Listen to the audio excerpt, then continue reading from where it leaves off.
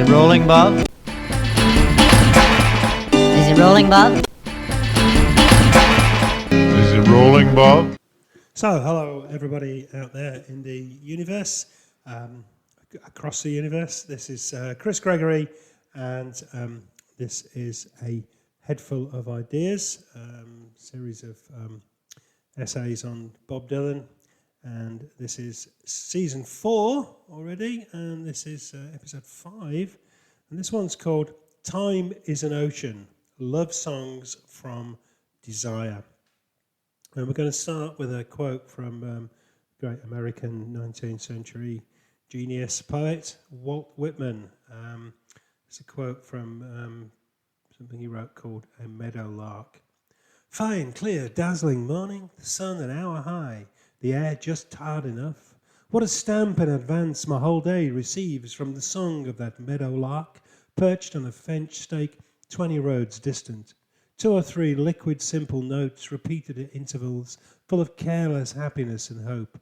With its peculiar shimmering slow progress and rapid noiseless action of the wings, it flies on away, lights on another stake, and so on to another, shimmering and singing many minutes.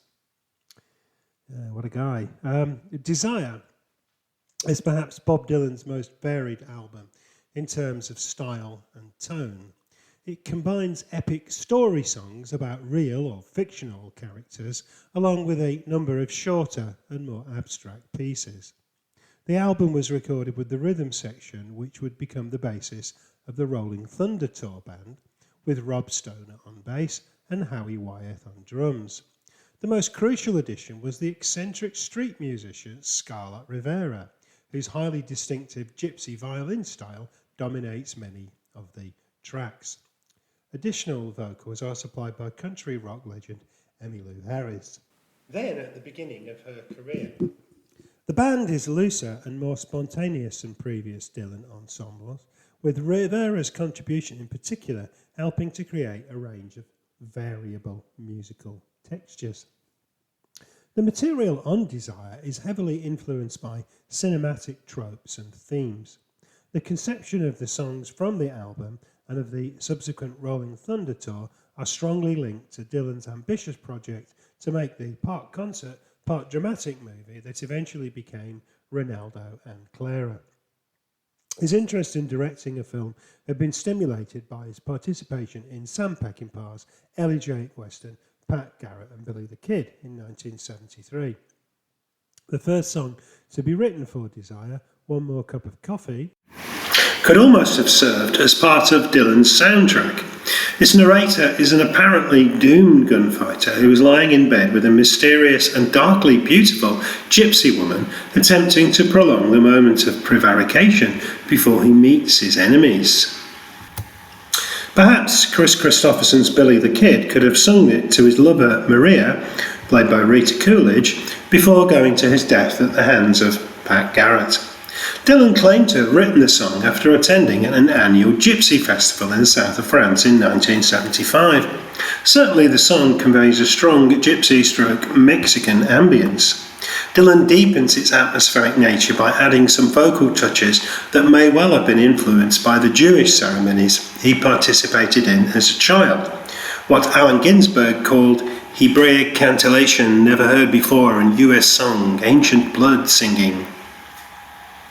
The song's exotic mixture of different musical influences and lyrical mystery has inspired many cover versions by Tom Jones, Robert Plant, the White Stripes, and many others. Jack White of the White Stripes performed the song as a duet with Dylan at the Ryman Auditorium in Nashville on the 20th of September 2007. It is also the track from Desire which Dylan has played the most in succeeding years. The Rolling Thunder Live segment of the bootleg series includes 9 versions of the song, all of them compelling. It was played 108 times on the 1978 World Tour in an expansively rhythmic arrangement prominently featuring Dylan's backing singers, and on a number of occasions on the Never-Ending Tour between 1988 and 2009. The chorus is simple but highly evocative. One more cup of coffee for the road, one more cup of coffee till I go to the valley below. One of the episodes of Theme Time Radio Hour features an entire hour of songs about coffee, from the Inkspot's Java Jive to the Otis Redding's Cigarettes and Coffee to Blur's Coffee and TV. The final track features the Glenn Miller Band performing Let's Have Another Cup of Coffee. The chorus also recalls the Arlen Mercer composition One for My Baby, One for the Road, which Dylan and band played with apparently improvised lyrics on the Basement Tapes. That's a song that Frank Sinatra did.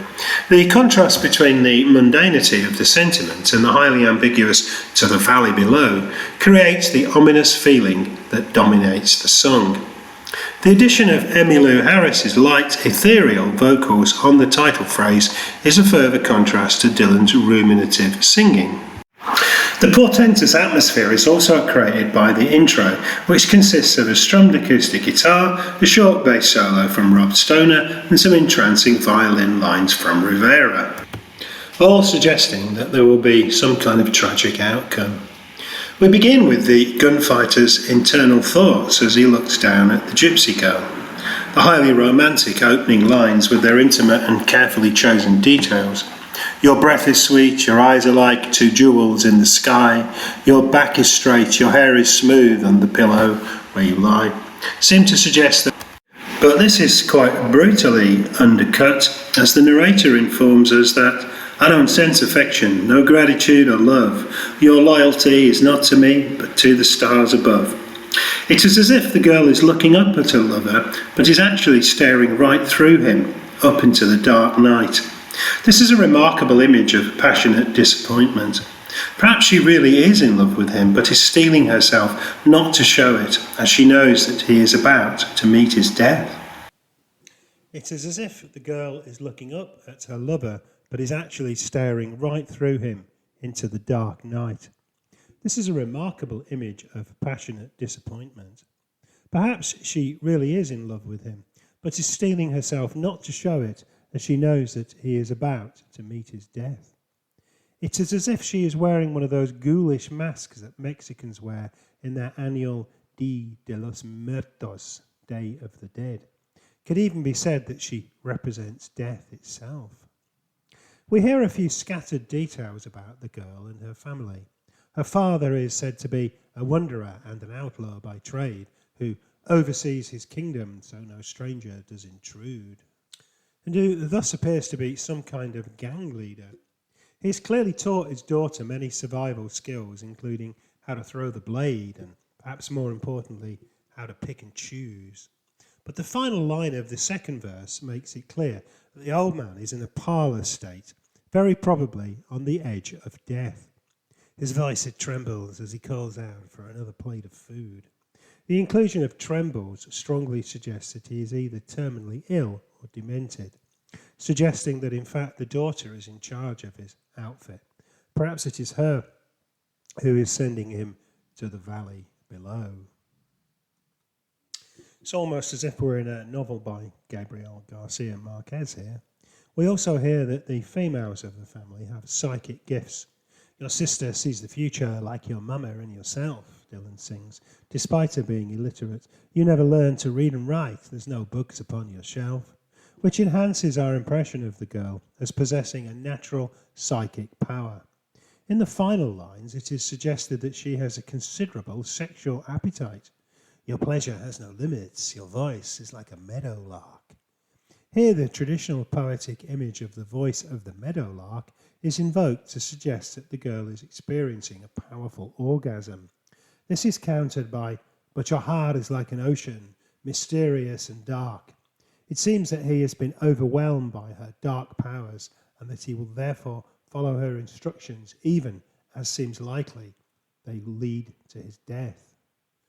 On one level, then, One More Cup of Coffee is a remarkable evocation of the potentially destructive power of sexuality. The singer is so entranced by the girl that he is willing to venture to the valley below without question. Such is the ambiguity of the chorus, however, that the song can be interpreted in various different ways. In fact, the narrator may not be going to his death. He may be gathering strength for some great unnamed enterprise. Alternatively, he may be delaying leaving the girl. Perhaps the one more cup of coffee is actually a euphemism for one more sex session before he departs. He's clearly mesmerised by her sexuality. Whatever way one takes the song, it's certainly an exploration of the extreme emotions that can be discovered on the borderline between lust and love. Golden Loom, which was not included on Desire but was recorded by Roger McGuinn for his album Thunderbird in 1977, also appeared on the first bootleg series release, is another song which explores sexual dynamics from an unusual angle. This time, Dylan evokes a mythical figure to describe a sexual encounter. The tone and imagery of the song are very different, resembling the work of the Romantic poets. But again, any semblance of real love is missing here. While the girl in coffee is dark and dominating, the love subject here is just a chimera, perhaps a product of the singer's imagination. Although it lacks the driving power of the previous song, the song has a pleasant melody, again driven by Rivera's distinctive violin, and some interesting images, and is one of the earliest examples of Dylan's interest in classical literature, which would become a major preoccupation in his work of the 2000s. Golden Loom presents a dreamy vision. Dylan begins by setting the scene evocatively as his narrator gazes out over a maritime scene. Smoky autumn night, stars up in the sky. I see the sailing boats across the bay go by. We are told that eucalyptus trees hang above the street. These trees are native to Australia, although there is very little evidence that this is where the song is set. The narrator then sees the woman approaching him. Moonlight on the water, fisherman's daughter, floating into my room with her golden loom. Already we may question whether the bearer of the loom is actually a real person. It seems that this fisherman's daughter is actually a spirit or an imaginary person who the narrator has dreamed into existence. In Homer's Odyssey, the nymph Calypso detains Odysseus for 7 years on his journey home. While weaving on her loom, which has a golden shuttle, she enchants and seduces him. Only when Zeus orders her to do so does she let him go. Maria Muldaur recorded an interesting version of the song in which she addresses it from the female point of view, playing the part of Calypso herself. As the dream continues, the narrator and the nymph take part in bonding rituals. First we wash our feet near the immortal shrine, then our shadows meet and we drink the wine. But this reverie is soon rudely interrupted as the narrator sees hungry clouds up above your face. Then the tears roll down, what a bitter taste. But then the figure suddenly drifts away on a summer's day where the wildflowers bloom, again suggesting that she is actually a figment of his imagination. The reference to hungry clouds may be derived from Blake's prose poem, The Marriage of Heaven and Hell, which goes, Rintrah roars and shakes his fires in the burdened air, hungry clouds swag on the deep. Swag obviously meant something different in those days. In this imagined world, even the clouds are alive. This surreal imagery continues as the narrator crosses a bridge in the dismal light, where all the cars are stripped between the gates of night. The mention of cars jolts the song into the present day. The abstract phrase gates of night is somewhat reminiscent of Dylan's Gates of Eden. It describes a secret, mystical and self-contained location. Whatever force has stripped the cars down remains unknown, but this appears to be an image of desolation. The final lines are preceded by perhaps the song's most distinctive image. I see the trembling lion with the lotus flower tail. The image of a trembling lion suggests a powerful being who is somewhat afraid to act. Lotuses generally symbolize strength, resilience and rebirth, but the narrator is looking at a surreal image which embodies a certain degree of anticipatory fear. We now reach the moment of truth. He lifts her veil and kisses her, but then she vanishes, leaving only the smell of perfume and your golden loom.